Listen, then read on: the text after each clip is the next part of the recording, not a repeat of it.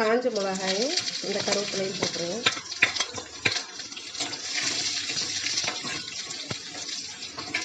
பெருங்காயம் போட்டாச்சு ஒரு சிட்டிகை, அதை நான் எடுக்கலை. இப்போ வெங்காயத்தையும் போட்டுருவோம். இந்த வெங்காயம் வந்து நல்லா பொன்னிறமாக வரணும், அந்த அளவுக்கு நல்லா வதக்கணும்.